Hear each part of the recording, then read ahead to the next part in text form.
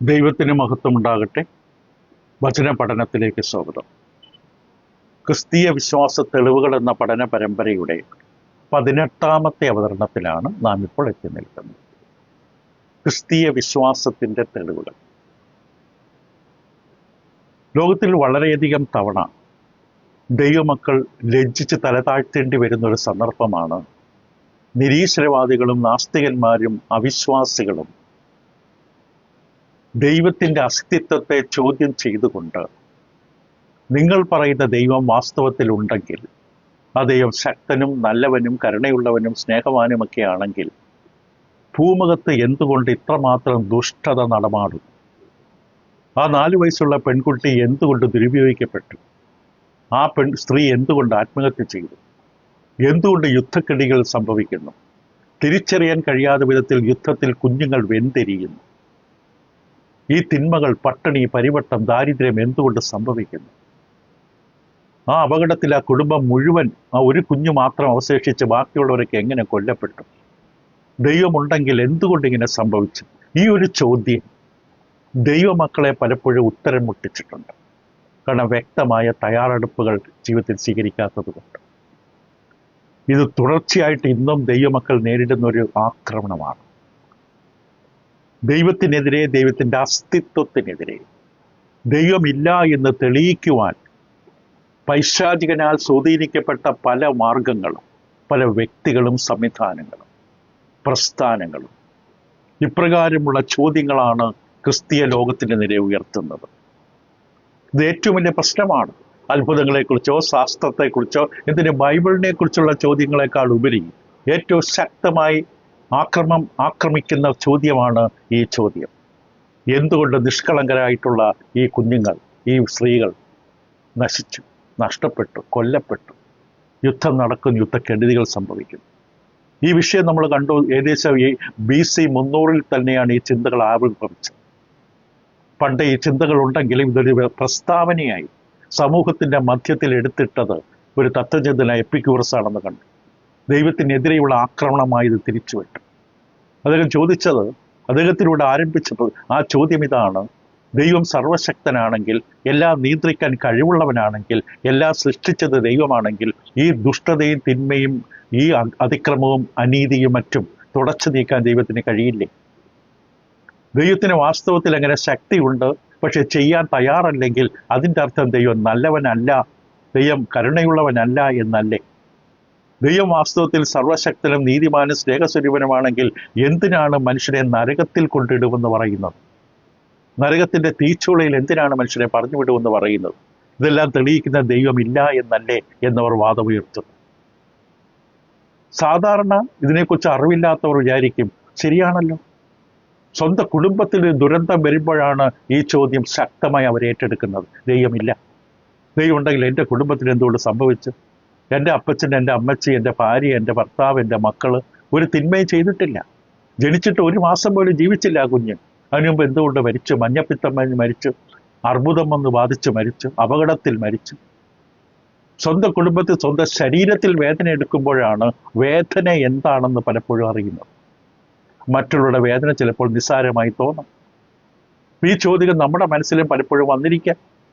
പല സന്ദർഭങ്ങളിൽ നമ്മുടെ കുടുംബത്തിലോ മറ്റുള്ളവരെ സന്ദർശിക്കാൻ ചെന്നപ്പോഴോ നമ്മുടെ മനസ്സിൽ ഉണ്ടായിരിക്കാം, മറ്റുള്ളവർ നമ്മൾ ചോദിച്ചിരിക്കാം, നിങ്ങൾ പ്രാർത്ഥനയ്ക്ക് പോകുന്നവരല്ലേ, പിന്നെ എന്തുകൊണ്ട് ഇങ്ങനെ സംഭവിച്ചു? ഈ പ്രാർത്ഥനയ്ക്ക് പോകുന്ന കുടുംബത്തിൽ എന്തുകൊണ്ടാണ് ഒന്നിനു പുറകെ ഒന്നായിട്ട് ദുരന്തങ്ങൾ വരുന്നത്? എത്രയോ തവണ നമ്മൾ കേട്ടിട്ടുണ്ട്. പലർക്കും അതിന് ഉത്തരമില്ല. ഉത്തരമില്ലാഞ്ഞിട്ടല്ല, ഉത്തരം പഠിക്കാൻ ശ്രമിച്ചിട്ടില്ല. ഇവിടെ നാം വളരെ വ്യക്തമായിട്ട് കണ്ടു, നിരീശ്വരവാദികളും ചാർവികന്മാരും നാസ്തികന്മാരുമെല്ലാം ഈ പ്രകൃതി ഉണ്ടായത്, ലോകമുണ്ടായത്, മനുഷ്യനുൾപ്പെടെ ഉണ്ടായത് പദാർത്ഥങ്ങളിൽ നിന്നാണ്, പൂഴിയിൽ നിന്ന്, പൊടിയിൽ നിന്നൊക്കെയാണെന്ന് പറഞ്ഞു വരുത്തുന്നു. അങ്ങനെയുള്ള അവർക്ക് നല്ലവനായ, സ്നേഹസമ്പന്നനായ, കരുണാസമ്പന്നനായ ഒരു ദൈവത്തെക്കുറിച്ച് വിശ്വാസികൾ പറയുമ്പോൾ അവർക്ക് പുച്ഛമാണ്. ഇപ്പൊ ദൈവമെന്ന ചിന്ത തന്നെ ഉണ്ടായത് എവിടെയാണെന്ന് നമ്മൾ ഒരിക്കൽ ഈ പഠനത്തിന്റെ ആരംഭത്തിൽ നമ്മൾ ചിന്തിച്ചു. അതുകൊണ്ട് നിരീശ്വരവാദികളായിട്ടോ തീർച്ചയായിട്ടും ഉത്തരം പറയേണ്ട ചില ചോദ്യങ്ങളുണ്ട്. വിശ്വാസികൾ ഉത്തരം പറയേണ്ട ചോദ്യമാണ്, എന്തുകൊണ്ട് തിന്മയും ദുഷ്ടതയും യാതനകളും സങ്കടങ്ങളും ദുഃഖങ്ങളും കെടുതികളും ഭൂമിയിൽ സംഭവിക്കുന്നു എന്നുള്ളതിന് വിശ്വാസികൾ ചോദ്യം പറയണം, ഉത്തരം പറയണം. കാരണം നല്ലൊരു ദൈവമുണ്ട് എങ്കിൽ, കരുണാസമ്പന്നനായ ദൈവമുണ്ടെങ്കിൽ ഇതെങ്ങനെ സംഭവിക്കുന്നു എന്നുള്ള ചോദ്യത്തിന് വിശ്വാസികൾ ഉത്തരം പറയണമെന്നുള്ളതുപോലെ തന്നെ നിരീശ്വരവാദികളും നാസ്തികന്മാരും അവിശ്വാസികളും ഉത്തരം പറയേണ്ട ചില ചോദ്യങ്ങളുമുണ്ട്. ആ ചോദ്യം നമ്മൾ കാണുകയുണ്ടായി. അപ്പൊ ഇതിനെക്കുറിച്ച് ഇങ്ങനെയുള്ളൊരു സംശയം, ഇങ്ങനെയൊരു വേദന, ഇങ്ങനെയൊരു ചോദ്യം ദൈവഭക്തന്മാരായിട്ടുള്ളവരുടെ ഭാഗത്തുണ്ടായിട്ടുണ്ട്. ഏലിയാവ് ചോദിച്ചു, 1 രാജാക്കന്മാർ 17:20. ഗിദിയോൻ ആകുലപ്പെട്ടു, ന്യായാധിപന്മാരുടെ പുസ്തകം 6:13. ഹബക്കൂക്ക് ഇതേക്കുറിച്ച് പരാതി പറഞ്ഞു, ഹബക്കൂക്കിന്റെ പുസ്തകം 1-ാം അധ്യായം 13-ാം വാക്യം. യോബിന്റെ ജീവിതത്തിൽ നമ്മൾ കണ്ടു താൻ നേരിട്ട ദുരന്തം, വളരെ മാരകമായുള്ള വേദനകൾ, സങ്കടങ്ങൾ, നഷ്ടങ്ങൾ, രോഗങ്ങളും പിടിച്ചപ്പോൾ യോബിന്റെ പുസ്തകം 10-ാം അധ്യായം ആദ്യത്തെ 3 വാക്യങ്ങൾ നമ്മളവിടെ പ്രത്യേകിച്ചൊരു കാര്യം പറഞ്ഞു. യോബിന്റെ ചോദ്യങ്ങൾക്കൊന്നും ദൈവം ഉത്തരം പറഞ്ഞില്ല. ദൈവം യോബിനോട് ആവശ്യപ്പെട്ട, നീ എന്നിൽ ആശ്രയിക്കുക, നീ എന്നെ വിശ്വസിക്കുക, പൂർണ്ണ ഹൃദയത്തോടെ എന്നിൽ വിശ്വസിക്കുക. അത് മാത്രമാണ് ദൈവം ആവശ്യപ്പെട്ടത് യോബിനോട്. യോബ് കടന്നു പോകുന്ന എല്ലാത്തിനെയും എണ്ണമിട്ട് അക്കമിട്ട് ഓരോന്നിനും വിശദീകരണം കൊടുത്തില്ല. അപ്പം ഈ തിന്മയെക്കുറിച്ച് നമ്മൾ ചിന്തിക്കുക, 3 തരത്തിലാണ് തിന്മയെ വിഭാഗിച്ചിട്ടുള്ളത് ലോകത്തിൽ. ഒന്ന് ഭൗതികമായ തിന്മ, അതായത് കഷ്ടതകളും വേദനകളും പ്രകൃതിക്ഷോഭങ്ങളും ഉൾപ്പെടെയുള്ള കാര്യങ്ങൾ. രണ്ടാമത് ധാർമ്മികമായ തിന്മ, അതായത് കൊലപാതകം, അത്യാർത്തി, വഴക്ക്, പിണക്ക്, തല്ല്, കള്ളം പറയുക തുടങ്ങിയതായ ധാർമ്മികമായ തിന്മകൾ. 3 നിത്യമായ നരകം. നിത്യമായ നരകം. ഈ 3 വിധത്തിലാണ് തിന്മകളെ വിഭാഗിച്ചിട്ടുള്ളത്. ഈ വിഷയത്തിന് ഉത്തരം നമ്മൾ കണ്ടെത്തുവാൻ അടിസ്ഥാനപരമായ ചില കാര്യങ്ങൾ മനസ്സിലാക്കണം. അപ്പം ഈ വാദത്തെ എതിർക്കുവാൻ, വാദത്തെ നേരിടുവാൻ ചില കാര്യങ്ങൾ നമ്മൾക്ക് വ്യക്തമായി ബോധമുണ്ടായിരിക്കണം. നിരീശ്വരവാദികളോട് നമ്മൾ സംസാരിക്കുമ്പോൾ, അവർ ചോദ്യം ഉയർത്തുമ്പോൾ നമ്മൾ തോറ്റുപോകാതെ, നമ്മുടെ ഹൃദയത്തിൽ ലജ്ജിക്കാതിരിക്കാൻ. അവർ വിശ്വസിക്കണമെന്നില്ല നമ്മൾ പറയുന്ന വാദങ്ങളും ഉത്തരങ്ങളും, പക്ഷെ നമുക്ക് നിശ്ചയമുണ്ടാകണം. ആക്രമണം ഏത് ഭാഗത്ത്, ഏത് തരത്തിൽ, ഏത് തത്വചിന്തകന്മാരിലൂടെ, ഏത് ശാസ്ത്രങ്ങളിലൂടെ വന്നാലും ഒരു വിശ്വാസിയെ സംബന്ധിച്ച് കാലുറച്ച് നിൽക്കണം, തല ഉയർത്തി നിൽക്കണം, ലജ്ജിക്കരുത്. ഉത്തരമില്ല എന്ന അവസ്ഥ വരരുത്. ഉത്തരം പഠിക്കാത്തത് കൊണ്ടാണ്. ഉത്തരം അറിയില്ലെങ്കിൽ സംസാരിക്കാൻ പോകരുത്. ഉത്തരം പറയാൻ കഴിവുണ്ടാകണം. അങ്ങനെ ഉത്തരം പറയുമ്പോൾ നമ്മൾ ശ്രദ്ധിക്കേണ്ട ചില കാര്യങ്ങളുണ്ട്. നമുക്ക് തന്നെ ബോധ്യപ്പെടേണ്ട, നിശ്ചയം പ്രാപിക്കേണ്ട കാര്യങ്ങളുണ്ട്. ഒന്നാമത് ഇവരുടെ ചോദ്യത്തിന്, ഈ ദുഷ്ടത എങ്ങനെ ഭൂമിയിൽ സംഭവിക്കുന്നു, ദൈവം എന്തുകൊണ്ട് നീക്കം ചെയ്യുന്നില്ല, ദൈവം നല്ലവനാണോ, ദൈവത്തിന് കഴിവില്ലേ, ദൈവം ഉണ്ടെങ്കിൽ ദൈവം അനുവദിക്കുമോ എന്നൊക്കെ ചോദ്യത്തിന് ഉത്തരം വ്യക്തമായി നമ്മൾ പറയാൻ കഴിയണം.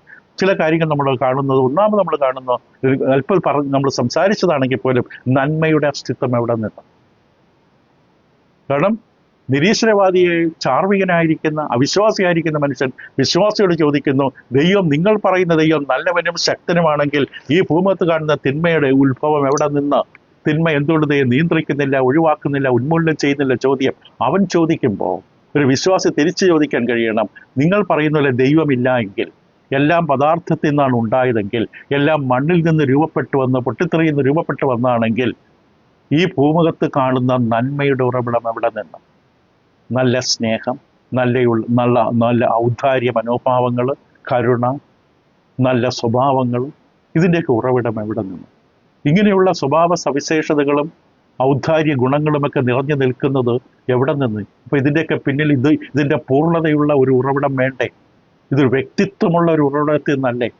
ഒരു വ്യക്തിയിൽ നിന്നല്ലേ സ്നേഹവും കരുണയും ദയയും അനുകമ്പയും വിശ്വസ്തയൊക്കെ ഉത്ഭവിക്കുകയുള്ളൂ?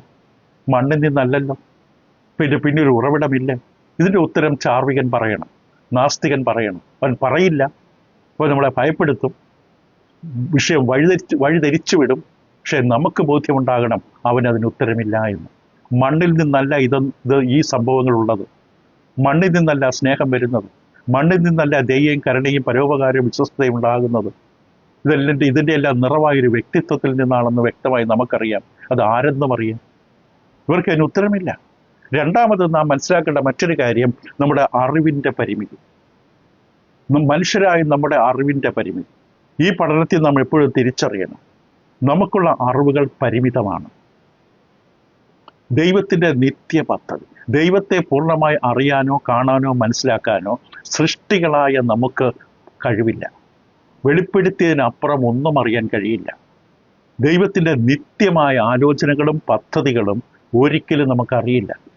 നമ്മുടെ ഭാവിയെക്കുറിച്ച്, നാളെ എന്ത്, എവിടെ ചെന്നെല്ലാം അവസാനിക്കും, നമ്മുടെ ജീവിതവും ഭൂമിയും എല്ലാം ഇപ്പോൾ എങ്ങനെ അവസാനിക്കും, ഇതിനെക്കുറിച്ചൊന്നും ഒരു പരിധിക്കപ്പുറം നമുക്ക് വെളിപ്പെടുത്തിയിട്ടില്ല. നമുക്ക് അതുകൊണ്ട് അറിയാനും കഴിയില്ല. വെളിപ്പെടുത്തിയത് മാത്രമേ നമുക്ക് അറിയാൻ കഴിയുകയുള്ളൂ. ഇപ്പൊ ഉദാഹരണത്തിന് പഴയത്തിൽ ജോസഫ് എന്നൊരു കഥാപാത്രം സ്വന്തം കുടുംബത്തിൽ സഹോദരങ്ങളാൽ ഉപദ്രവിക്കപ്പെട്ടു, അപമാനിക്കപ്പെട്ടു, തള്ളിക്കളയപ്പെട്ടു. അവസാനം ഈജിപ്തിലേക്ക് പോകുന്ന കച്ചവടക്കാർക്ക് സഹോദരങ്ങൾ ചേർന്ന് അവനെ വിറ്റുകളഞ്ഞു. പലതരത്തിലുള്ള വേദനകളും വ്യഥകളും സങ്കടങ്ങളും ദുഃഖങ്ങളിലൂടെയാണ് ആ മനുഷ്യൻ കടന്നുപോയത്. പക്ഷെ ഇതൊക്കെ തൻ്റെ ജീവിതത്തിൽ സംഭവിക്കുമ്പോൾ ഇതിൻ്റെ പിന്നിൽ ദൈവത്തിനൊരു ഉന്നതമായൊരു ഉദ്ദേശം തൻ്റെ ജീവിതം കൊണ്ടുണ്ട് എന്ന് ഈ പാവൻ ജോസഫിന് അറിയില്ലായിരുന്നു. അറിയാമായിരുന്നെങ്കിൽ നമുക്ക് ഏൽപ്പിച്ചു കൊടുക്കാം പൂർണ്ണ മനസ്സോടെ, സന്തോഷത്തോടെ. പക്ഷെ ജോസഫിന് അറിയില്ലായിരുന്നു. ദൈവത്തിൻ്റെ കരം എൻ്റെ ജീവിതത്തിൽ പ്രവർത്തിക്കുകയാണ്, ഒരു വലിയ ഉദ്ദേശം ദൈവം എന്നെ നടത്തിക്കൊണ്ടിരിക്കുകയാണ്, ദൈവം എന്നെ രൂപപ്പെടുത്തിക്കൊണ്ടിരിക്കുകയാണ്. പക്ഷെ പിന്നീട് ജോസഫ് അത് മനസ്സിലാക്കി. അവസാനം തൻ്റെ ജീവിതത്തിൽ സംഭവിക്കേണ്ട ഉദ്ദേശം എന്താണെന്ന് അക്ഷരാർത്ഥത്തിൽ താൻ അനുഭവിക്കുന്ന സമയത്ത്, അത് മറ്റൊരു സ്ഥലത്ത്, ഒരു കൊട്ടാരത്തിൽ അവിടെ ആയിരിക്കുമ്പോൾ താൻ കണ്ട സ്വപ്നങ്ങളുടെയും താൻ ഈ ഒറ്റപ്പെട്ടതിൻ്റെയും താൻ ഉപദ്രവിക്കപ്പെട്ടതിൻ്റെയും പോത്തിവന്റെ ഭവനത്തിലെ അവസ്ഥകളും കാരാഗ്രഹത്തിലെ അവസ്ഥകളും അവിടെ നിന്നുണ്ടായ അനുഭവങ്ങളും എല്ലാം അവസാനം എവിടെയാണ് തന്നെ കൊണ്ടെത്തിച്ചതെന്നും അത് അവസാനം എന്തിനു വേണ്ടിയായിരുന്നു താൻ മനസ്സിലാക്കി. കാരണം ബോധമുള്ള ജ്ഞാനമുള്ള മനുഷ്യനാണ്. ദൈവം ഇടപെടുന്ന മനുഷ്യർ ജ്ഞാനമുള്ളവരായിരിക്കും. യഹോവ ഭക്തി ജ്ഞാനത്തിൻ്റെ ആരംഭമാണ്. ദൈവത്തോട് ഭക്തനായിരുന്നവൻ എവിടെ പോയിരുന്നാലും ഭക്തനായിരുന്നു. ആ ഭക്തിയാണ് അവൻ്റെ ജ്ഞാനത്തിൻ്റെയൊക്കെ വാതിൽ തുറന്നു കൊടുത്തത്. ഈ ജ്ഞാനത്തെ അവന് മനസ്സിലാക്കി. ആ മനസ്സിലാക്കിയ യോസഫ് പറഞ്ഞ വാക്കുകൾ ഇതാണ്. ഉൽപ്പത്തി പുസ്തകത്തിന്റെ 45-ാം അധ്യായം 7-ാം വാക്യത്തിൽ തൻ്റെ സഹോദരന്മാരോട് സംസാരിക്കുമ്പോൾ യോസഫ് ഇങ്ങനെ പറഞ്ഞു: ഭൂമിയിൽ നിങ്ങൾക്ക് സന്തതി ശേഷിക്കേണ്ടതിനും വലിയൊരു രക്ഷയാൽ നിങ്ങളുടെ ജീവനെ രക്ഷിക്കേണ്ടതിനും ദൈവം എന്നെ നിങ്ങൾക്ക് മുമ്പേ അയച്ചിരിക്കുന്നു. ആകയാൽ നിങ്ങളല്ല, ദൈവമത്രേ എന്നെ ഇവിടെ അയച്ചത്. ദൈവം എന്നിൽ പ്രവർത്തിക്കുകയായിരുന്നു. ദൈവം എന്നിൽ പ്രവർത്തിക്കുകയാണ്. ഇത് ജോസഫിൻ്റെ ജീവിതത്തിൽ മാത്രമുള്ള ഒരു സത്യമല്ല. അവിടെയാണ് നമ്മൾ മനസ്സിലാക്കേണ്ടത്. ജോസഫിൻ്റെ ജീവിതത്തിൽ മാത്രം സംഭവിക്കുന്ന ഒരു കാര്യമല്ല ഇത്. എല്ലാ വിശ്വാസികളുടെ ജീവിതത്തിൽ സംഭവിക്കുന്ന കാര്യമാണ്. ഒരു പ്രത്യേക സമയത്ത്, വേദനയുടെയും കഷ്ടത ദുഃഖത്തിൻ്റെ സമയത്ത് നമുക്ക് അറിയാൻ കഴിയില്ല ഇതിൻ്റെ ഉള്ളിലൂടെ എന്ത് നന്മയാണ് പുറത്തേക്ക് വരുന്നത് എന്ന്. ഈ കഷ്ടതയിലൂടെയും വേദനയുടെയും ദുഃഖത്തിൻ്റെയും രോഗത്തിൻ്റെയും പ്രയാസത്തിൻ്റെയും ഒറ്റക്കൊടുക്കലിൻ്റെയും അപമാനത്തിൻ്റെയും അവഹേളനത്തിൻ്റെയും നടുവിലൂടെ സഞ്ചരിക്കുന്ന എൻ്റെ ജീവിതത്തിൽ എന്ത് നന്മയാണ് ദൈവം എന്നിലൂടെ പ്രവർത്തിക്കുന്നത് എന്ന് നമുക്കറിയില്ല. അവിടെ നമ്മൾ യോബിനോട് ദൈവം പറഞ്ഞോളൂ, നീ എന്നിൽ ആശ്രയിക്കുക, എന്നെ വിശ്വസിക്കുക. അത് നമ്മൾ ചെയ്താൽ, ദൈവത്തെ സ്നേഹിച്ച് ദൈവത്തിൽ ആശ്രയിച്ച് നിൽക്കുക, അത് നമ്മുടെ ഉത്തരവാദിത്വം. അത് നമ്മൾ ചെയ്താൽ മറുവശത്ത് ഫലമുണ്ടാകും. ഇപ്പോൾ പലപ്പോഴും നമുക്കറിയില്ല. ഇപ്പം ഇങ്ങനെയുള്ള സന്ദർഭത്തിൽ നമ്മൾ മനസ്സിലാക്കേണ്ട കാര്യം, ദൈവം എൻ്റെ ജീവിതത്തിൽ പ്രവർത്തിച്ചു കൊണ്ടിരിക്കുകയാണ്. കൂരിരുൾ താഴ്വരയിലൂടെ പോയാലും സുഖക്കുഴിയിൽ പോയാലും വെള്ളത്തിൻ്റെ പെരുവെള്ളത്തിൽ വീണാലും ദൈവം നമ്മളെ വിട്ടുമാറുന്നില്ല. കഷ്ടതകളിൽ അവൻ ഏറ്റവും അടുത്ത് തന്നെയുണ്ട്. പക്ഷെ നമ്മൾ ആ സന്ദർഭത്തെ ദൈവത്തെ കാണുന്നതിന് പകരം നമ്മൾ കഷ്ടതകളിലേക്ക് ഊന്നൽ കൊടുക്കുന്നത് കൊണ്ട് നമ്മുടെ സമീപത്ത് നിൽക്കുന്ന ദൈവത്തെ നമ്മൾ കാണുന്നില്ല. അതുകൊണ്ട് ദൈവം ഇല്ലെന്നില്ല. ദൈവം അവിടെ ഉണ്ട്. നമ്മുടെ ജീവിതത്തിൽ പ്രവർത്തിച്ചുകൊണ്ടിരിക്കുകയാണ്. അവൻ്റെ കൈകളിലാണ്. ഒരു ഉദ്ദേശമുള്ള ദൈവത്തിൽ നമ്മളിൽ. മറക്കരുത്, ദൈവമക്കളെ കുറിച്ചാണ് ഈ പറയുന്നത്. വചനവിരുദ്ധമായ ഉപദേശം കൊണ്ട് നടക്കുന്നവർക്കോ, ദൈവത്തെ അറിയാത്തവർക്കോ, സുവിശേഷം അനുസരിക്കാത്തവർക്കോ, കർത്താവിന്റെ സഭയുമായിട്ട് ബന്ധമില്ലാത്തവർക്കോ ഈ വിഷയങ്ങൾ ഒരിക്കലും സത്യമല്ല. അവരുടെ ജീവിതത്തിൽ ഒന്നും സംഭവിക്കില്ല. ദൈവം അവരുടെ ജീവിതത്തിൽ പ്രവർത്തിക്കുകയുമില്ല. തൻ്റെ ഉദ്ദേശത്തിനായി അവരെ ഒരുക്കുകയുമില്ല തൻ്റെ അടുക്ക് കൊണ്ടുപോകാൻ. ഇത് ദൈവമക്കൾക്കുള്ളതാണ്. ദൈവത്തെ സ്നേഹിക്കുന്നവർക്ക്, നിർണയപ്രകാരം വിളിക്കപ്പെട്ടവർ. അവരുടെ ജീവിതത്തെക്കുറിച്ചുള്ള വാഗ്ദാനമാണ്. അത് മറക്കരുത്. അവർക്ക് വേണ്ടി ദൈവം എല്ലാം ചെയ്യുന്നത്. ഇപ്പോൾ ദൈവമക്കളെ സംബന്ധിച്ച് തിരിച്ചറിയേണ്ട ഒരു കാര്യമാണ്, ദൈവത്തിൻ്റെ മനസ്സിൽ മറിഞ്ഞിരിക്കുന്ന പല കാര്യങ്ങളുണ്ട്. ദൈവത്തിൻ്റെ മനസ്സിൽ മറിഞ്ഞിരിക്കുന്ന കാര്യങ്ങളുണ്ട്. പഴയ നിയമത്തിൽ ആവർത്തന പുസ്തകം 29-ാം അധ്യായം, മലയാളത്തിൽ 28-ാമത്തെ വാക്യം, ഇംഗ്ലീഷിൽ 29-ാം വാക്യമാണെങ്കിൽ മലയാളത്തിൽ അത് 28-ാമത്തെ വാക്യമാണ്. അവിടെ ഇപ്രകാരമാണ് എഴുതിയിരിക്കുന്നത്: മറിഞ്ഞിരിക്കുന്ന കാര്യങ്ങൾ നമ്മുടെ ദൈവമായ യഹോവയ്ക്കുള്ളവയത്രേ. ഇപ്പോൾ ദൈവത്തിന് മാത്രം അറിയാവുന്ന, ദൈവത്തിനറിയാം, ദൈവത്തിൻ്റെ രഹസ്യമില്ല, ദൈവത്തിനെല്ലാം അറിയാം. പക്ഷെ എല്ലാം തക്ക സമയത്ത് വെളിപ്പെടുത്തില്ല. എല്ലാം വെളിപ്പെടുത്തിയാൽ അത് ഉൾക്കൊള്ളാനുള്ള കഴിവ് മനുഷ്യനില്ല. മറിഞ്ഞിരിക്കുന്ന കാര്യങ്ങൾ നമ്മുടെ ദൈവമായ യഹോവയ്ക്കുള്ളവയത്രേ. വെളിപ്പെട്ടിരിക്കുന്നവയോ നാം ഈ ന്യായപ്രമാണത്തിൻ്റെ സകല വചനങ്ങളും അനുസരിച്ച് നടക്കേണ്ടതിന് എന്നേക്കും നമുക്ക് നമ്മുടെ മക്കൾക്കുമുള്ളവയാണ്. വെളിപ്പെടുത്തിയിരിക്കുന്നവ, ദൈവം നമുക്ക് അറിയിച്ചെന്ന കാര്യങ്ങൾ നമ്മൾ ശ്രദ്ധിക്കണം. അറിയാത്ത കാര്യങ്ങളെക്കുറിച്ച്, അറിയിച്ചിട്ടില്ലാത്ത കാര്യങ്ങളെക്കുറിച്ച് നമ്മൾ ആലോചിച്ച് തലമുണ്ടാക്കേണ്ട കാര്യമില്ല. ദൈവം പറഞ്ഞ കാര്യങ്ങൾ ചെയ്യാൻ ശ്രമിക്കുക. ദൈവം പറയാത്ത, ദൈവം മറച്ചു വെച്ചിരിക്കുന്ന കാര്യങ്ങളുടെ പുറകെ നമ്മൾ പോകേണ്ട കാര്യമില്ല. ഇപ്പൊ ക്രിസ്ത്യാനിത്വം എന്ന് പറയുന്നത്, ശ്രദ്ധിച്ച് കേൾക്കുക, ക്രിസ്ത്യാനിത്വം, ക്രിസ്തീയ മാർഗം എന്ന് പറയുന്നത് തിന്മ എന്ന് പറയുന്ന മുള്ള് നമ്മുടെ ജീവിതത്തിൽ നിന്ന് എടുത്തു മാറ്റില്ല. ജഡത്തിൻ്റെ ശൂലം എടുത്തു മാറ്റില്ല. അതിനെ വിശദീകരിച്ച് അതിൻ്റെ കാരണം ഇതാണ്, ഇന്നതുകൊണ്ടാണ് നിനക്ക് സംഭവിച്ചത്, ഇതിൻ്റെ അവസാനം ഇത്ര വർഷം കഴിഞ്ഞാൽ ഇത് മാറിക്കിട്ടും എന്നൊന്നും ദൈവം വിശദീകരിച്ച് തരില്ല. നമ്മുടെ ജീവിതത്തിൽ സംഭവിക്കുന്ന നമ്മൾ വിശ്വസ്തരായ ദൈവമക്കളോടാണ് ഈ പറയുന്നത്. ദൈവമക്കളായി നമ്മുടെ ജീവിതത്തിൽ സംഭവിക്കുന്ന വേദനകളും സങ്കടങ്ങളും ദുഃഖങ്ങളും ദുരന്തങ്ങളും ഒന്നും ആ മുള്ളു ദൈവം എടുത്തു മാറ്റില്ല. പകരം അതിൻ്റെ മേൽ വിജയം തരും. ആ പ്രശ്നത്തിൻ്റെ മേൽ വിജയം തരും. ആ പ്രശ്നം നമ്മളെ തളർത്തില്ല, താഴ്ത്തില്ല. ഈ പ്രശ്നത്തിലൂടെ കടന്നു പോകുന്ന നമ്മുടെ തല ഉയർന്നിരിക്കും. ദൈവത്തെ മഹത്വപ്പെടുത്തിക്കൊണ്ട് ജീവിക്കും. പ്രശ്നങ്ങളുടെ മേൽ വിജയം തരും. അതാണ് ക്രിസ്തീയ മാർഗം.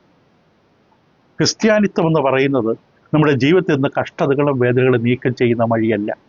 അങ്ങനെ ആരെങ്കിലും പഠിപ്പിക്കുന്നുണ്ടെങ്കിൽ ദുരുപദേശമാണ്. കർത്താവ് യേശുവിനെ എന്തിന് കഷ്ടം അനുഭവിച്ചു? യോബ് എന്തുകൊണ്ട് കഷ്ടം അനുഭവിച്ചു? ഏലിയാവ് എന്തുകൊണ്ട് പട്ടിണി കിടന്നു? ദൈവമക്കൾ എന്തുകൊണ്ട് തലവെട്ടി കൊല്ലപ്പെട്ടു? അന്ത്രയോസ്, സ്തെഫാനോസിനെ എന്തിന് കല്ലെറിഞ്ഞു കൊന്നു? ദൈവമക്കളുടെ ജീവിതത്തിൽ നിന്ന് കഷ്ടതകളും വേദനകളും ദൈവം ഒരിക്കൽ നീക്കം ചെയ്യുമെന്ന് പറഞ്ഞിട്ടില്ല. നിങ്ങൾക്ക് കഷ്ടമുണ്ട് എന്നാണ് പറഞ്ഞത്. എങ്കിലും ഞാനതിനെ ജയിച്ചിരിക്കുന്നു. പക്ഷെ ക്രിസ്ത്യാനിത്വം ചെയ്യുന്നതെന്താണ്? കഷ്ടത സഹിപ്പാനുള്ള ബലം തന്നെ. കഷ്ടത സഹിപ്പാൻ എൻ്റെ ബലഹീനതയിൽ ക്രിസ്തുവിൻ്റെ ശക്തി തികഞ്ഞു വരുന്നു. കഷ്ടത സഹിപ്പാനുള്ള ബലം നമുക്ക് ദൈവം തരും. ഈ കഷ്ടതയിലൂടെ കടന്നു പോകുമ്പോൾ ഒരുപക്ഷെ നാം കൂടുതൽ വിശദീകരണത്തിലേക്ക് പ്രവേശിക്കും. നമ്മുടെ ജീവിതത്തിൽ മറിഞ്ഞിരിക്കുന്ന പാപങ്ങൾ വെളിപ്പെടും. പാപങ്ങൾ കഴുകിക്കളയപ്പെടും. പാപങ്ങളുടെ അനന്തരഫലം നമ്മുടെ ജീവിതത്തിൽ അനുഭവിക്കുന്ന പല വേദനകളിലൂടെ കടന്നുപോയി പാപം ഒഴിവായി കിട്ടും. കാരണം വിതച്ചതാണ് കൊയ്യുന്നത്. ഗലാത്യലേഖനം 6:7 തിരുവഴുത്തിൽ പലപ്പോഴും കാണുന്നൊരു പ്രയോഗമാണ്, തത്വമാണ്. നാം വിതച്ചത് കൊയ്യും. ചിലപ്പോൾ നാം വിതച്ചത് തിന്മയായതുകൊണ്ട് എൻ്റെ ഭവിഷ്യത്ത് തിന്മയായിരിക്കും, കഷ്ടതയായിരിക്കും, വേദനയായിരിക്കും.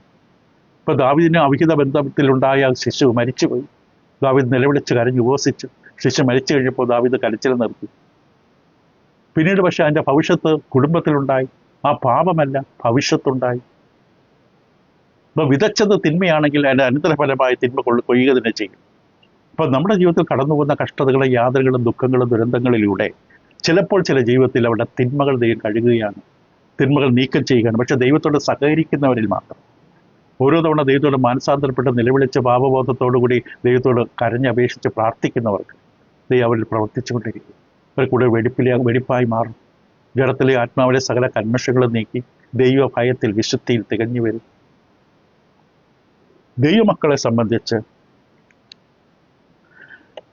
കഷ്ടതകളുടെ നടുവിൽ നന്മയെ കാണാൻ കഴിയുന്നില്ല എങ്കിൽ, ദൈവത്തിന് നമ്മെക്കുറിച്ചുള്ള വിചാരങ്ങൾ നമ്മുടെ ഗുണത്തിനാണ് നമ്മൾ കാണാൻ കഴിയുന്നില്ലെങ്കിൽ, നമ്മുടെ ചിന്ത ഈ ലോകത്തിലുള്ള ചിന്തകൾ പോലെ താഴ്ന്നു പോകും.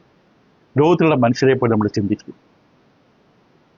പൗലോസ് അപ്പോസ്തലനാണ് പറഞ്ഞത്, റോമർ 8:28, ദൈവത്തെ സ്നേഹിക്കുന്നവർക്ക് നിർണയപ്രകാരം വിളിക്കപ്പെട്ടവർക്ക് തന്നെ എല്ലാം സകലവും നന്മയ്ക്കായി കൂടി വ്യാപരിക്കുന്നു. ദൈവം പ്രവർത്തിക്കും. ദൈവ മക്കൾക്ക് സുവിശേഷത്തോട് പ്രതികരിച്ച് ദൈവമക്കളായി തീർന്നുള്ള ജീവിതത്തെയും പ്രവർത്തിക്കുകയാണ്. എന്നെ കേൾക്കുന്ന നിങ്ങളുടെ ജീവിതത്തെയും പ്രവർത്തിക്കുകയാണ്. കണ്ണുകൊണ്ട് കാണാൻ പറ്റില്ല, പക്ഷെ അത് നന്മയ്ക്കായിട്ടാണ് പ്രവർത്തിക്കുന്നത്. ആ വേദഭാഗം നമ്മൾ പലപ്പോഴും ഈ ലോകത്തിൻ്റെ കാഴ്ചപ്പാടിലാണ് വ്യാഖ്യാനിക്കാറുള്ളത്. അത് പലപ്പോഴും യഥാർത്ഥത്തിലുള്ള ഉത്തരം തരില്ല. ലോകത്ത് നമ്മൾ മനസ്സിലാക്കണം, ശരിയാണ്, ലോക ദർശനം ദൈവമക്കൾക്കുണ്ടായിരിക്കണം. പക്ഷെ ഒരു കാര്യം നമ്മളെപ്പോഴും മനസ്സിലാക്കേണ്ടത്, ഇവിടെ എന്താ സംഭവിക്കുക, ലോകത്തിൽ ജീവിക്കുന്ന ദൈവമക്കളെ കുറിച്ച് എന്താ ദൈവം ഉദ്ദേശിക്കുന്നത്? നമ്മൾ വചനമനുസരിച്ച് സ്നാനമേറ്റ് ദൈവമക്കളായി മാറും.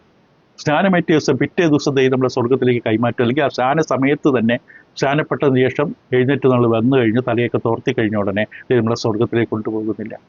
ഇവിടെ നമ്മളെ ആക്കി വെച്ചിരിക്കുകയാണ്. എന്തിന്?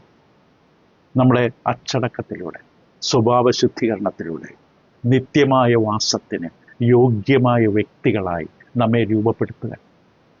സ്നാനപ്പെട്ട എല്ലാവരും സ്വർഗത്തിൽ പോകാറില്ല.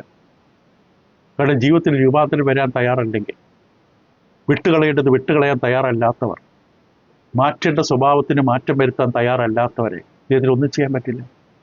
കുശുവിൻ്റെ കയ്യിലെ കളിമണ്ണ് ദൈവം വഴങ്ങുന്നില്ലെങ്കിൽ കളിമണ്ണ് വലിച്ച് ദൂരെ കളയും, വേറെ കളിമണ്ണെടുക്കും. ദൈവം പ്രവർത്തിക്കും, പക്ഷെ നമ്മൾ വിധേയപ്പെടണം. എന്ത് ചെയ്യണം ദൈവം? എന്താ നമ്മുടെ ജീവിതത്തിൽ ചെയ്യുന്നത്? നമ്മളെ ഒരുക്കുകയാണ്. അച്ചടക്ക നടപടികളുണ്ടാകും. ചിലപ്പോൾ വടിയെടുത്ത് തല്ലും, ചിലപ്പോൾ അല്പം വേദനിക്കുന്നതരി ശിക്ഷയുണ്ടാകും, ബാലശിക്ഷയുണ്ടാകും. ഇതൊക്കെ നമ്മുടെ ഗുണത്തിനാണ്. മക്കളെ അപ്പന്മാർ തല്ലുന്നത് ഗുണത്തിനാണ്. അതുപോലെ ദൈവം എന്ന പിതാവ് നമ്മെ പരിശീലിപ്പിക്കുകയാണ് നമ്മുടെ സ്വഭാവത്തിൻ്റെ വിശേഷതയ്ക്ക്, വിശദീകരണത്തിന്. നിത്യമായി നമ്മളെ വസിപ്പിക്കുന്നതിന് മുമ്പ് നമ്മൾ വെടിപ്പായിരിക്കണം. അവിടെ ചെന്നിട്ട് വിശദീകരണമില്ല, ഇവിടെ വെച്ച് പൂർണ്ണമാകണം. ദൈവത്തിനെ കാണാം, നമ്മളെ മുഴുവൻ കാണാം. മനസ്സിന്റെ ആഴങ്ങളിൽ ആരും കാണാതെ ഒടിഞ്ഞു കിടക്കുന്ന, അടിഞ്ഞുകൂടി കിടക്കുന്ന തിന്മകൾ വരെ കാണാം. ദൈവം ഈ ലോക പരിതസ്ഥിതികളിലൂടെ, ഈ ലോകത്തിലെ ഈ അവസ്ഥകളിലൂടെ നമ്മിൽ പ്രവർത്തിക്കുകയാണ്. നമ്മുടെ ആത്മാക്കളെ പരിശീലിപ്പിക്കുകയാണ്. നമ്മുടെ സ്വഭാവത്തിൽ മാറ്റം വരുത്തിയാണ്. എവിടെ കൊണ്ടുപോകാൻ? നിത്യതയിൽ കൊണ്ടുപോകാൻ, തേജസ്സേറിയ നിത്യത എന്ന വാസസ്ഥലത്ത് കൊണ്ടുപോകാൻ. അതുകൊണ്ട് കഷ്ടതകളുടെ സമയത്ത് ദൈവമക്കൾ യാക്കോബ് പറഞ്ഞതുപോലെ എല്ലാം സന്തോഷമെന്ന് എണ്ണണം. യാക്കോബിൻ്റെ വാക്ക് വളരെ മനോഹരമാണ്. യാക്കോബിൻ്റെ 1-ാം ലേഖനം 1-ാം അധ്യായം 1-2 വാക്യങ്ങളിൽ ചിതറിപ്പാർക്കുന്നവർക്ക് എഴുതുമ്പോൾ ദൈവത്തിൻ്റെ കർത്താവ് യേശുക്രിസ്തുവിന്റെ ദാസനായ യാക്കോബ് എഴുതുന്നത്, ചിതറിപ്പാർക്കുന്ന 12 ഗോത്രങ്ങൾ, ക്രിസ്ത്യാനികളെ മൊത്തത്തിൽ പറയുകയാണ്. 12 ഗോത്രങ്ങൾക്ക് വന്ദനം. എൻ്റെ സഹോദരന്മാരെ, നിങ്ങൾ വിവിധ പരീക്ഷകളിൽ അകപ്പെടുമ്പോൾ നിങ്ങളുടെ വിശ്വാസത്തിൻ്റെ പരിശോധന സ്ഥിരത ഉളവാക്കുന്നെന്ന് അറിഞ്ഞ് അതിന് അശേഷം സന്തോഷമെന്ന് എണ്ണുവിൻ. എങ്ങനെയാണ് ഇത് നോക്കിക്കാണുന്നത്? പരിശോധനകൾ, കഷ്ടതകൾ, സങ്കടങ്ങൾ വരുമ്പോൾ നോക്കിക്കണ്ട വിധം എന്താണ്? കരഞ്ഞ് നിലവിളിച്ച് പരാതി പറഞ്ഞ് ദൈവത്തെ കുറ്റപ്പെടുത്തി വിരൽ ചൂണ്ടിക്കൊണ്ട് നിൽക്കുകയല്ല. ഒരു ദൈവബലിനെ സംബന്ധിച്ച് ഏത് സമീപനം ഉണ്ടാകണം? ഒരുപക്ഷെ നമ്മുടെ ജീവിതത്തിലേക്ക് തിരിഞ്ഞു നോക്കി പാപങ്ങൾ കണ്ടെത്തണം. എന്തുകൊണ്ട് സംഭവിച്ചു എന്ന് അങ്ങനെയും ചിന്തിക്കണം. അല്ലെങ്കിൽ ദൈവത്തിൻ്റെ കരങ്ങളിലാണെന്ന് മനസ്സിലാക്കിക്കൊണ്ട് ദൈവത്തെ സ്തുതിക്കണം. ദൈവം എന്താണ് ഇതിലൂടെ എന്നോട് ചെയ്യാൻ പോകുന്നത്? ജോസഫ് കിടന്ന് കരഞ്ഞതായിട്ട് നമുക്ക് ഒരിക്കലും കാണാൻ പറ്റില്ല പഴയ വിധത്തിൽ. ഈ അവസരം കിടന്ന ജോസഫ് വേദനിച്ച് കാണും, പക്ഷെ ഒന്നും അറിയില്ല. യോബും അറിയില്ല ഒന്നിനും. പക്ഷെ ദൈവത്തെ പരാതി പറഞ്ഞ് കുറ്റപ്പെടുത്തി അപമാനിച്ചില്ല. അതാണ് വിശ്വാസിക്ക് ഉണ്ടായിരിക്കേണ്ട പ്രതികരണം. അശേഷം സന്തോഷമെന്ന് എണ്ണുവീൻ എന്നവിടെ പറഞ്ഞു. അപ്പൊ ഇത് ഭൂമിയിലെ ജീവിതം ഒരു ഒരുക്കകാലമാണ്. നമ്മളെ ദൈവം ഒരുക്കുകയാണ്. എന്തിന്? ഉന്നതമായ തേജസ്സേറിയ സ്ഥലത്തെത്തിക്കാൻ. അപ്പോൾ അതാണ് നമ്മൾ രണ്ടാമത് മനസ്സിലാക്കേണ്ടത്. നമ്മുടെ അറിവ്, പരിജ്ഞാനം പരിമിതമാണ്. 3, എന്താണ് യഥാർത്ഥത്തിലുള്ള നന്മ എന്ന് തിരിച്ചറിയണം. ശരിയായിട്ടുള്ള നന്മ എന്താണ്? നന്മയെക്കുറിച്ച്, നല്ലതിനെക്കുറിച്ചുള്ള നമ്മുടെ കാഴ്ചപ്പാട് പലപ്പോഴും തെറ്റാണ്. നല്ല സുഖവും സന്തോഷവും നേട്ടവും പൈസയൊക്കെ കിട്ടുവാണെങ്കിൽ അത് നല്ലത്. ചിലപ്പോൾ വേദന ഉളവാക്കുന്നതാണെങ്കിൽ മോശം എന്നാണ് നമ്മൾ പറയാറുള്ളത്. പണ്ട് യെശയ്യാ പ്രവാചകൻ ഇങ്ങനെ ഒരു വിഷയം പറയുകയുണ്ടായി. യെശയ്യാ പ്രവാചകന്റെ പുസ്തകത്തിന്റെ 5-ാം അധ്യായം 20-ാം വാക്യത്തിൽ യെശയ്യാ വിഷയത്തെ പരാമർശിച്ചുകൊണ്ട് പറഞ്ഞത് ഇങ്ങനെയാണ്. യെശയ്യാ പ്രവാചകന്റെ പുസ്തകം 5-ാം അധ്യായം 20-ാം വാക്യത്തിൽ, തിന്മയ്ക്ക് നന്മയെന്നും നന്മയ്ക്ക് തിന്മയെന്നും പേർ പറയുകയും ഇരുട്ടിനെ വെളിച്ചവും വെളിച്ചത്തെ ഇരുട്ടുമാക്കുകയും കയ്പിനെ മധുരവും മധുരത്തെ കയ്പുമാക്കുകയും ചെയ്യുന്നവർക്ക് അയ്യോ കഷ്ടം. ഇത് ലോകത്ത് അനേക പ്രാസംഗികന്മാരുടെ പണിയാണിത്. ഇത് വിഗ്രഹാരാധന നടത്തുന്നവരും ശരിയാണ്, ദുരുപദേശം പ്രസംഗിക്കുന്നവരും ശരിയാണ് എന്ന് പറഞ്ഞുകൊണ്ട് തിന്മയെ നന്മയും മധുരത്തെ കയ്പും കയ്പിനെ മധുരവും ഇരുട്ടിനെ വെളിച്ചവും വെളിച്ചത്തെ ഇരുട്ടുമൊക്കെ ആക്കുന്ന മനുഷ്യരാണ്. കാരണം ജനങ്ങളെ സ്വാധീനിക്കണം, കൂടുതൽ സ്ഥലത്ത് പ്രസംഗിക്കുവാൻ അവസരം കിട്ടണം, അതിലൂടെ സാമ്പത്തിക നേട്ടം കിട്ടണം. അതുകൊണ്ട് സത്യമെന്തെന്നോ വെളിച്ചമെന്തെന്നോ വ്യക്തമായ കാഴ്ചപ്പാടില്ലാത്ത അനേകം കൊണ്ട് നിറഞ്ഞ ലോകമാണ്. അങ്ങനെ ആകരുത്. നന്മയെ നന്മയെന്നും തിന്മയെ തിന്മയെന്നും പറയാൻ കഴിയണം. നന്മ എന്ന് പറയുന്നത് നമുക്ക് നേട്ടം കിട്ടുന്നതിൻ്റെ അടിസ്ഥാനത്തിലല്ല നന്മ. വേദനയും ബുദ്ധിമുട്ടും അസ്വസ്ഥയും ഉണ്ടാക്കുന്നതുകൊണ്ട് അത് തിന്മയെന്ന് ചിന്തിക്കരുത്. ഇതൊക്കെ നമ്മൾ കണ്ടു. കാല് തട്ടി മുറിഞ്ഞപ്പോൾ രക്തം വാർന്നൊഴുകുന്നത് വേദന ഉളവാക്കി. അത് നന്മയാണ്. കാരണം അതുകൊണ്ട് എൻ്റെ കാല് തട്ടി മുറിവേറ്റു എന്ന് എനിക്ക് ബോധ്യമുണ്ടായി. അതുകൊണ്ട് ഈ സന്തോഷവും വേദനയും എന്ന കാഴ്ചപ്പാട് പലപ്പോഴും മനുഷ്യന്റെ പൊള്ളയാണ്, അപൂർണമാണ്, ശരിയുള്ള കാഴ്ചപ്പാടല്ല. ലോകത്തിലെ മിക്ക മനുഷ്യരും ഒരു നന്മയെന്ന് പറയുന്നത് വളരെ സന്തോഷം തന്നതാണ്. ഇവിടെ നന്മയാണ്, ഭയങ്കര സന്തോഷമായി. സന്തോഷമല്ല നന്മയുടെ നിർവചനം. വേദന ഉളവാക്കി, പ്രയാസമുളവാക്കി, ദുഃഖമുളവാക്കി, അതുകൊണ്ടത് മോശം എന്നും പറയരുത്. നമ്മുടെ തെറ്റൊരാൾ ചൂണ്ടിക്കാട്ടുമ്പോൾ നമുക്ക് വേദനയുണ്ടാകും. അത് മോശമല്ല, നല്ലതാണ്. ആ വ്യക്തിക്ക് വേണ്ടിയാണ് പ്രാർത്ഥിക്കേണ്ടത്. അങ്ങനെയുള്ളവരാണ് നമുക്ക് വേണ്ടത്. നമ്മുടെ തെറ്റുകളെ ചൂണ്ടിക്കാട്ടണം, മാറ്റി നിർത്തി സ്നേഹത്തോടെ നമ്മുടെ തെറ്റുകൾ ചൂണ്ടിക്കാട്ടണം, മുഖത്ത് നോക്കി നമ്മുടെ തെറ്റുകളെ ചൂണ്ടിക്കാട്ടി പറയണം. അവരെയാണ് നമുക്ക് വേണ്ടത്. അവരാണ് നമ്മുടെ സുഹൃത്ത്. നമ്മുടെ തിന്മ കണ്ടിട്ട് മിണ്ടാതിരിക്കുന്നവർ ദ്രോഹികളാണ്, ശത്രുക്കളാണ്. അവരല്ല നമുക്ക് വേണ്ടത്. നമുക്ക് വേണ്ടത് നമ്മുടെ തെറ്റുകൾ സ്നേഹത്തോടെ മനസ്സോടെ നമുക്ക് ചൂണ്ടിക്കാണിച്ച് മനസ്സിലാക്കി തരുന്നവർ. ഒരു പ്രാവശ്യം പറഞ്ഞാലും നമ്മൾ കേട്ടിട്ടില്ല, എഴുതുമെന്ന് നമ്മോട് പറഞ്ഞു. അവരാണ് യഥാർത്ഥ നമ്മുടെ സുഹൃത്തുക്കൾ. അപ്പൊ ഈ തരത്തിലുള്ള തെറ്റിദ്ധാരണ, നന്മയേത് തിന്മയേതാണെന്ന് അറിയാനുള്ള തെറ്റിദ്ധാരണ നിമിത്തം അനേകർക്ക് ഈ കഷ്ടതയും വേദനയും എന്താണെന്ന് മനസ്സിലാക്കാൻ കഴിവില്ല. അതുകൊണ്ട് വേദനയുള്ളത് കൊണ്ട് അത് തിന്മയെന്നൊരിക്കലും പറയരുത്. സന്തോഷവും ഉല്ലാസവും കിട്ടിയത് കൊണ്ട് നന്മയെന്നും പറയരുത്. ഇപ്പൊ വേദനകൾ പലപ്പോഴും ജീവിതത്തിന്റെ അപകടം വരാതിരിക്കാനുള്ള സുരക്ഷയാണ്, ഓർമ്മക്കുറിപ്പാണ്, മുന്നറിയിപ്പാണ്. ഈ വിഷയം നമ്മൾ പഠിക്കുമ്പോൾ മനസ്സിലാക്കാൻ സാധിക്കും, ശരിക്കുള്ള നന്മയും ശരിക്കുള്ള വേദനയും കഷ്ടതയും എന്ന് പറയുന്നത് പാപമാണ്.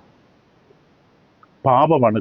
വേദനയും കഷ്ടതയുമല്ല, ശരിയായുള്ള ദുഷ്ടത, ശരിയായുള്ള തിന്മ എന്ന് പറയുന്നത് പാപമാണ്. ഇപ്പൊ ദൈവത്തോടുള്ള അനുസരണം, എന്തിൽ നിന്നുള്ള അനുസരണം? ദൈവത്തെ സ്നേഹിച്ചുകൊണ്ടുള്ള അനുസരണം. നേട്ടത്തിന് വേണ്ടിയുള്ള അനുസരണമല്ല, ജഡീകമായ ഇച്ഛയ്ക്ക് വേണ്ടിയുള്ള അനുസരണമല്ല, ദൈവത്തോടുള്ള സ്നേഹത്തിൽ നിന്നുള്ള അനുസരണമാണ് യഥാർത്ഥ നന്മ. നിങ്ങൾ എന്നെ നല്ലവനെന്ന് വിളിക്കുന്ന എന്തുകൊണ്ട്? എന്നെ സ്നേഹിക്കുന്നുണ്ടെങ്കിൽ വിളിക്കാം. പക്ഷേ നേട്ടത്തിന് വേണ്ടി ദൈവത്തെ നല്ലവനെന്ന് വിളിക്കരുത്. കിട്ടുന്ന നന്മയ്ക്ക് വേണ്ടി നല്ലവനെന്ന് വിളിക്കരുത്. യഥാർത്ഥ നന്മ എന്ന് പറയുന്നത്, ക്രിസ്തുവിന്റെ അടുക്കൽ ഒരു ന്യായശാസ്ത്രി വന്നിട്ട് ഒരു വലിയ ചോദ്യം ചോദിച്ചു. എന്താണ് വചനത്തിലെ ഏറ്റവും വലിയ നന്മ എന്താണ്? ഏറ്റവും വലിയ കൽപ്പന എന്തുള്ളതാണ് അദ്ദേഹത്തിന്റെ ചോദ്യം. മത്തായിയുടെ സുവിശേഷം 22-ാം അധ്യായത്തിന്റെ 36-37 വാക്യങ്ങളിൽ സദൂക്കിനെ അവൻ മിണ്ടാതാക്കിയ പ്രകാരം കേട്ടിട്ട് പരീശന്മാർ ഒന്നിച്ചുകൂടി. ഒരു വൈദികൻ അവനെ പരീക്ഷ, വൈദികൻ എന്ന് പറഞ്ഞാൽ ന്യായശാസ്ത്രി, അവനെ പരീക്ഷിച്ചു. ഗുരു, ന്യായപ്രമാണത്തിൽ ഏത് കൽപ്പന വലിയതെന്ന് ചോദിച്ചു. യേശുവിനോട്, നിന്റെ ദൈവമായ കർത്താവിനെ നീ പൂർണ്ണ ഹൃദയത്തോടും പൂർണ്ണാത്മാവോടും പൂർണ്ണ മനസ്സോടും കൂടെ സ്നേഹിക്കണം. ഇതാകുന്നു വലുതും ഒന്നാമത്തുമായ കൽപ്പന. രണ്ടാമത്തത് അതിന് സമം, കൂട്ടുകാരനെ നിന്നെ സ്നേഹിക്കും. ഇപ്പോൾ ദൈവത്തെ പൂർണ്ണ ഹൃദയത്തോടും പൂർണ്ണാത്മാവോടും പൂർണ്ണ മനസ്സോടും, മർക്കോസിൽ പൂർണ്ണ ശക്തിയോട് സ്നേഹിക്കണം. അനുസരണം വരേണ്ടത് ഈ സ്നേഹത്തിൽ നിന്നാണ്. ആരെങ്കിലും വഴക്ക് പറയുമെന്നോ, എൻ്റെ നേട്ടം നഷ്ടപ്പെടുമെന്നോ, ആരെങ്കിലും കണ്ടാൽ എന്ത് വിചാരിക്കുമോ എന്ന് വിചാരിച്ച് സ്നേഹിക്കുന്ന സ്നേഹമില്ല, അത് കപടതയാണ്. യഥാർത്ഥ സ്നേഹം, യഥാർത്ഥമായ അനുസരണം വരേണ്ടത്, മാതാപിതാക്കൾ യഥാർത്ഥത്തിൽ മക്കളെ അനുസരിക്കേണ്ടത് ഈ സ്നേഹത്തിൽ നിന്നാണ്, ബഹുമാനത്തോടു കൂടിയ സ്നേഹത്തിൽ നിന്നാണ്. അതാണ് യഥാർത്ഥ അനുസരണം. ഇതാണ് ഏറ്റവും വലിയ നന്മ. ഏറ്റവും വലിയ തിന്മ പാപമാണ്. ഒരു പോയിന്റ് കൂടെ നമുക്ക് പെട്ടെന്ന് പറഞ്ഞ് അവസാനിപ്പിക്കാം. അപ്പോൾ നമ്മൾ 3 കാര്യങ്ങൾ ഞങ്ങൾ കണ്ടു. ചാർവികന്മാരും നാസ്തികന്മാരും ദൈവത്തിൻ്റെ അസ്തിത്വത്തെ തള്ളിക്കളയാൻ തിന്മകളും വേദനകളും കഷ്ടതകളും ദുരന്തങ്ങളും ഒക്കെ ചൂണ്ടിക്കാട്ടുമ്പോൾ നമ്മൾ ചോദിക്കണം, ഈ കാണുന്ന നന്മകളുടെ കുറവിലാണ് എവിടെയാണ്? ഭൂമികത്ത് നന്മയില്ലേ? എന്തുമാത്രം നന്മകളുണ്ട് അന്വേഷിച്ചാൽ കാണാം. നമ്മുടെ കുടുംബത്തിൽ, നമ്മുടെ ജീവിതത്തിലേക്ക്, നമ്മുടെ ചുറ്റുവട്ടത്ത് നോക്കി എന്തുമാത്രം നന്മകളാണ്. നമ്മൾ എത്ര പേര് സഹായിക്കുന്നു, നമുക്ക് വേണ്ടി പ്രാർത്ഥിക്കുന്നു, കൈനീട്ടി സഹായിക്കുന്നു, കരുതുന്നു, കരുണ കാണിക്കുന്നു. നമ്മളിൽ അങ്ങനെ പലരോടും നമ്മൾ ചെയ്യുന്നു. ഇതൊക്കെ എവിടെ നിന്ന് വന്നു? മണ്ണിൽ നിന്ന് വന്നതാണ്. വെറും കുരങ്ങളിൽ നിന്നുണ്ടായ സ്വഭാവമാണ് ഇത്. കൂടാതെ നമ്മുടെ അറിവിൻ്റെ പരിമിതി തിരിച്ചറിയണം. ദൈവത്തിൻ്റെ കരങ്ങളിലാണ് തിരിച്ചറിയണം. 3, എന്താണ് യഥാർത്ഥത്തിലുള്ള നന്മ, എന്താണ് തിന്മയെന്ന് ശരിയായി കാണാനുള്ള കഴിവ് വേണം. 4-മത് മനോഭാവം, പ്രതികരണത്തിൻ്റെ മനോഭാവം. പലപ്പോഴും കഷ്ടതകളോടുള്ള നമ്മുടെ പ്രതികരണം തെറ്റാണ്. കഷ്ടതയും ദുഃഖവും വേദനയും സങ്കടവും ഉണ്ടാകുമ്പോൾ അതിനോടുള്ള പ്രതികരണം, കഷ്ടതയേക്കാളും ബുദ്ധിമുട്ടാണ് വേദന ഉണ്ടാക്കുന്നതാണ് പ്രതികരണം. നേരിടുന്ന കഷ്ടതകളെക്കാളും ബുദ്ധിമുട്ടുണ്ടാക്കുന്നതാണ് പ്രതികരണം. ചിലത് വളരെ വേദനയും ദുഃഖവും സങ്കടവും ഉണ്ടാക്കുന്ന പ്രതികരണവുമാണ്. സൂര്യൻ നെയ്യുരുക്കും, അല്ലെങ്കിൽ വെണ്ണ ഉരുക്കും, കളിമണ്ണിനെ കട്ടിയാക്കും. ഒരേ സൂര്യൻ തന്നെയാണ്. വെണ്ണയെ ഉരുക്കുന്നു, അല്ലെങ്കിൽ ഐസിനെ ഉരുക്കുന്നു, കളിമണ്ണിനെ കട്ടിയാക്കും. ഒരു ചാർവികൻ അല്ലെങ്കിൽ നിരീശ്വരവാദി, അവിശ്വാസി ജീവിതത്തിലെ കഷ്ടപ്പാടുകളെ നേരിടുന്നതിൽ നിന്ന് വ്യത്യസ്തമായിരിക്കും ദൈവത്തിൻ്റെ നിത്യ പദ്ധതിയും ദൈവസ്നേഹവും അനുഭവിക്കുന്ന ഒരു വിശ്വാസി കഷ്ടതകളോട് പ്രതികരിക്കുന്നത്. ഇപ്പം കഷ്ടതകളോടുള്ള നമ്മുടെ പ്രതികരണം വളരെ പ്രധാനമാണ്. ഒരു അവിശ്വാസി, ചാർവികൻ, നിരീശ്വരവാദിക്ക് ഭൂമിയിലെ കഷ്ടതകളെക്കുറിച്ചുള്ള തെറ്റായ കാഴ്ചപ്പാടുള്ളത് കൊണ്ട് അതിനോടുള്ള അവൻ്റെ പ്രതികരണം വളരെ വളരെ വികലമാണ്. അവന് അറിവില്ലായ്മയാണ്. നേരിച്ചൊരു വിശ്വാസി മനുഷ്യജീവിതം എന്താണ്, ഭൂമിയിൽ മനുഷ്യജീവിതത്തിൽ എന്താണ് ദൈവം ചെയ്യുന്നത്, എന്തിനു വേണ്ടിയാണ് പ്രവർത്തിക്കുന്നത് എന്നറിയുന്നൊരു വിശ്വാസിയെ സംബന്ധിച്ച് അവൻ്റെ ജീവിതത്തിൽ സംഭവിക്കുന്ന ദുരന്തങ്ങളാകാം, വേദനകളാകാം, കുടുംബത്തിലാകാം, സമൂഹത്തിലാകാം, സഭയിലാകാം, അവൻ നേരിടുന്ന പ്രയാസങ്ങളുടെ നടുവിൽ അവൻ്റെ പ്രതികരണം ഈ അവിശ്വാസിയിൽ നിന്ന് വ്യത്യസ്തമായിരിക്കും. യഥാർത്ഥ വിശ്വാസിയെ സംബന്ധിച്ചാണ് നമ്മൾ ഈ പറയുന്നത്. അത് തെസ്സലോനിക്ക ലേഖനം 1 തെസ്സലോനിക്ക 4:13 പൗലോസ് അപ്പോസ്തലൻ തെസ്സലോനിക്കയിലുള്ള വിശ്വാസികളോട് എഴുതുമ്പോൾ അവരോട് ഇങ്ങനെ പറഞ്ഞു, സഹോദരന്മാരെ എന്ന് വിളിച്ച ദൈവമക്കളോടാണ് പറയുന്നത്, നിങ്ങൾ പ്രത്യാശയില്ലാത്ത മറ്റുള്ളവരെ പോലെ. അത് ചാർവികനും നിരീശ്വരവാദിയും നാസ്തികനും ദൈവവിശ്വാസമില്ലാത്തവരെല്ലാം പെടും. പ്രത്യാശയില്ല അവർക്ക്. ജീവിതത്തിൻ്റെ അർത്ഥമറിയില്ല, മുമ്പിൽ ശൂന്യത, ഇരുട്ട് മാത്രം. പ്രത്യാശയില്ലാത്ത മറ്റുള്ളവരെ പോലെ ദുഃഖിക്കാതിരിക്കേണ്ടത്. പ്രത്യാശയില്ലാത്തവരുടെ ദുഃഖം ആഴമാണ്. ഒരു പിന്നെ അനങ്ങാൻ പറ്റില്ല, കട്ടിലിൽ നിന്ന് എഴുന്നേൽക്കുന്നില്ല. പ്രത്യാശയില്ല. വേണ്ടപ്പെട്ട ഒരാളാണ് മരിച്ചത്, ഭാര്യയാകാം, ഭർത്താവാകാം, മക്കളാകാം. ആരും മരിക്കും, എപ്പോഴും മരിക്കും. നമുക്ക് തടഞ്ഞു നിർത്താൻ പറ്റില്ല. മരണം ദൈവനിശ്ചയമാണ്. ഏത് വഴിയിലൂടെ പോകുന്നതെന്ന് ദൈവത്തിന് മാത്രമേ അറിയൂ. അത് സംഭവിക്കും. നമ്മൾ ഒരുക്കി നിൽക്കണം. അതിന് മരണത്തെക്കുറിച്ച് പഠിക്കണം, ജീവനെക്കുറിച്ച് പഠിക്കണം. അപ്പം പ്രത്യാശയില്ലാത്ത മറ്റുള്ളവരെ പോലെ ദുഃഖിക്കാതിരിക്കണം. നിദ്ര കൊള്ളുന്നവർ, അതായത് മരണം ഒരു നിദ്രയാണ്. തന്റെ ശബ്ദത്തിൽ എഴുന്നേറ്റ് വരാനുള്ള ഒരു ഉറക്കമാണ്. നിദ്ര കൊള്ളുന്നവരെ കുറിച്ച് അറിവില്ലാതിരിക്കരുത് ഞങ്ങൾ ആഗ്രഹിക്കുന്നു. ഈ അറിവില്ലായ്മയാണ് എല്ലാ നാശത്തിനും കാരണം. എൻ്റെ ജനം പരിജ്ഞാനമില്ലാതെ നശിച്ചുവെന്ന് ദൈവം പറഞ്ഞു. തിരുവഴുത്തുകൾ അറിയാത്തവരുടെ നശിച്ചുവെന്ന് ക്രിസ്തു പറഞ്ഞു. അപ്പോൾ വിശ്വാസിയുടെ പ്രതികരണം വേദനകളും സങ്കടങ്ങളും ദുഃഖങ്ങളും ദുരന്തങ്ങളും ബുദ്ധിമുട്ടുകളും എല്ലാം ജീവിതത്തിൽ കുടുംബത്തിലുണ്ടാകുമ്പോൾ ഒരു വിശ്വാസിയുടെ പ്രതികരണം എന്താണ്? പിന്നെ ബൈബിൾ വായനയില്ല, പ്രാർത്ഥനയില്ല, കൂട്ടായ്മയില്ല, അവരുടെ മുഖത്ത് നോക്കില്ല, ആർക്കും കൈ കൊടുക്കില്ല, ഒളിച്ചു കളിക്കും. വിശ്വാസിയാണോ അത്? ഇതിനെയാണോ വിശ്വാസി എന്ന് വിളിക്കുന്നത്? പക്ഷെ ഇങ്ങനെയുള്ളവരെ കൊണ്ടാണ് ലോകം നിറഞ്ഞിരിക്കുന്നത്. ഒരു അറിവുമില്ലാത്ത വിശ്വാസികൾ. അവർ പറയുന്ന വിശ്വാസിയാണ്. വ്യക്തമായ വെളിച്ചമുണ്ടാകണം. ദൈവമക്കൾക്ക് വ്യക്തമായ കാഴ്ചപ്പാടുണ്ടാകും, ദർശനമുണ്ടാകും. ഇപ്പൊ വിശ്വാസിയും അവിശ്വാസിയും ഒരു സാഹചര്യത്തിൽ നോക്കിക്കടന്ന രണ്ട് വിധത്തിലാണ്. ഒരു അവിശ്വാസിയെ നമ്മൾ വെല്ലുവിളിക്കണം. ദൈവവചനത്തിലൂടെ നോക്കിക്കാണും. വചനം പറയുന്ന സത്യമാണ് സത്യം. ആ വചനം പറയുന്ന സത്യത്തിലൂടെ ഓരോ കാര്യങ്ങൾ നോക്കി ദൈവത്തിന്റെ നിത്യ പദ്ധതി ഈ ഭൂമിയിൽ നമ്മൾ ജീവിക്കുമ്പോൾ ദൈവത്തിന്റെ നിത്യ പദ്ധതി നമ്മൾ സംഭവിച്ചുകൊണ്ടിരിക്കുന്നു. ദൈവം അറിയാതെ ഒന്നും സംഭവിക്കുന്നു. അവിടുത്തെ രോമം വരെ എണ്ണിയിരിക്കുന്ന ദൈവത്തിന് അറിയാം എന്ത് സംഭവിക്കുമെന്ന്. അത് കണ്ടുകൊണ്ട് നമ്മൾ അതനുസരിച്ച് പ്രതികരിക്കണം. നമ്മൾ ഒരുക്കപ്പെടുക. നേരത്തെ പറഞ്ഞു, യാക്കോബ് പറഞ്ഞു, സന്തോഷമെന്ന് എണ്ണണം. വേദനകളിൽ സന്തോഷിക്കുകയല്ല, ദൈവത്തിന്റെ പദ്ധതികളിൽ സന്തോഷിക്കുക. അപ്പം അത് നമ്മൾ ചെയ്യുമ്പോൾ നമുക്ക് മനസ്സിലാക്കാൻ കഴിയും നമ്മുടെ ചിന്ത ലോകത്തിലെ മനുഷ്യർക്ക് വ്യത്യസ്തമാണ്. ലോകത്തിലെ മനുഷ്യർക്കൊന്നും അറിയില്ല, പ്രത്യാശയില്ലാത്തവരാണ്. അവർക്ക് വേദനകളും സങ്കടങ്ങളും ദുഃഖങ്ങളും ദുരന്തങ്ങളും അറിയില്ല. അതുകൊണ്ട് അവർ ഈ പ്രശ്നങ്ങൾ ചൂണ്ടിക്കാണിച്ചുകൊണ്ട് ദൈവം എന്ന് പറയുമ്പോൾ തിരിച്ചാണ് സത്യം. ഈ പ്രശ്നങ്ങളും പ്രതികൂലങ്ങളും ഒഴിവാക്കാനല്ല ദൈവം ചെയ്യുന്നത്, അത് നേരിടാൻ ബലം തരികയാണ്, അത് മറികടക്കാൻ ശക്തി തരികയാണ്. അതല്ലേ യഥാർത്ഥ ദൈവത്തിന്റെ തെളിവ്. ദൈവം അല്ലെങ്കിൽ ഇതൊക്കെ മറികടക്കാൻ എങ്ങനെ സാധിച്ചു? യോബ് എഴുന്നേറ്റിരിക്കാൻ സാധിക്കുമോ? 10 മക്കളും ഭാര്യ, സമ്പത്ത്, മാനം, അഭിമാനം എല്ലാം പോയ മനുഷ്യനെ ഞാൻ പൊന്നുപോലെ പുറത്തു വരുമെന്ന് പറയാൻ കഴിഞ്ഞു. എന്തുകൊണ്ട്? ദൈവത്തിലുള്ള വിശ്വാസമുണ്ട്. അതുകൊണ്ട് വിശ്വാസി അവിശ്വാസിയും വളരെ ശ്രദ്ധിക്കണം ഒരു സാഹചര്യത്തെ എങ്ങനെ നോക്കിക്കാണണം. നമ്മുടെ കാഴ്ചപ്പാട് ഓരോ സാഹചര്യത്തെക്കുറിച്ച്, പ്രത്യേകിച്ച് കഷ്ടതകൾ, വേദനകൾ തുടങ്ങിയ വിഷയത്തോടുള്ള നമ്മുടെ കാഴ്ച ചിലപ്പോൾ വസ്തുനിഷ്ഠമായിരിക്കില്ല. നമുക്കറിയില്ല പലതും. ഒരു തള്ളപ്പശുവിനൊരു കിടാവുണ്ടെടുത്ത്. ഈ കിടാവിനെ പിടിക്കാനായിട്ട് ഇറച്ചി വെട്ടുകാരനോ ആരെങ്കിലും കയറി വരുമ്പോൾ ഈ തള്ളപ്പശു ഓടി വന്ന് കൊമ്പ് കൊണ്ട് ആ മനുഷ്യനെ കുത്താൻ ശ്രമിക്കും. ആ പിടിക്കാൻ വന്ന മനുഷ്യൻ പറയും, എന്തൊരു ദുഷ്ടതയാണിത്, എന്തൊരു തിന്മയാണിത്. പക്ഷേ ഈ തള്ളപ്പശുവിനെ സംബന്ധിച്ച് തൻ്റെ കിടാവിനെ സംരക്ഷിക്കേണ്ട ഉത്തരവാദിത്തമാണ്. ആ തള്ളപ്പശു ഇത് നല്ലതാണ്, നന്മയാണ്. ആ പശുക്കിടാവ് വളർന്നു കഴിഞ്ഞാലേ അതിന് പാലുണ്ടാവുകയുള്ളൂ. ആ കുട്ടി കുടിച്ചാലേ ആ പാല് ചേർത്തുകയുള്ളൂ. അത് ആവശ്യമാണ്, നന്മയാണത്. പക്ഷെ പിടിക്കാൻ വന്ന, തിന്മ ചെയ്യാൻ വന്ന മനുഷ്യനത് തിന്മയാണ്. പശുവിൻ്റെ ഭാഗത്ത് ചിന്തിക്കുമ്പോൾ അത് നന്മയല്ലേ? കുറച്ചുകൂടെ മനസ്സിലാക്കുന്ന ഭാഷയെ പറഞ്ഞാൽ തേനീച്ച കുത്തും. തേനീച്ച അതിൻ്റെ മുള്ളു കൊണ്ട് കുത്തും. കുത്തുകൊണ്ടാൽ വളരെയധികം മാരകമായ വേദനയുണ്ടാകും. ആ മുള്ള ഒടിഞ്ഞകത്തിരുന്നാൽ വലിയ വേദനയുണ്ട്, ആ പഴുക്കും. അപ്പം അത് കുത്തിക്കഴിഞ്ഞാൽ കുത്തുകൊണ്ട മനുഷ്യൻ നിലവിളിക്കും, ശപിക്കും, പഴിക്കും, എല്ലാം പറയും. പക്ഷെ തേനീച്ചയ്ക്ക് തൻ്റെ നിലനിൽപ്പിന് ആധാരമായ തേന് സംരക്ഷിക്കാൻ വേറെ വഴിയില്ല. ഈ കുത്തില്ലായിരുന്നെങ്കിൽ നമ്മൾ പോയി ഇഷ്ടം പോലെ തേന് വാരിയെടുക്കും. തേന് കുടിച്ചാൽ ജീവിക്കുന്നു. തേന് കുടിച്ച് ജീവിച്ചാലേ തേനീച്ചയുടെ നിലനിൽപ്പുള്ളൂ. അത് നശിപ്പിക്കാൻ വന്നവനെ തേനീച്ച കുത്തും. ഇല്ലെങ്കിൽ തീർച്ചയായിട്ടും ആ തേന് നഷ്ടപ്പെടും, അതിൻ്റെ നിലനിൽപ്പിനെ ബാധിക്കും. തേന് നഷ്ടപ്പെട്ട് കഴിഞ്ഞാൽ തേനീച്ചകൾ മരിക്കും. തേനീച്ചകൾ മരിച്ചാൽ പരാഗണം സസ്യലോകത്തിൽ സംഭവിക്കില്ല.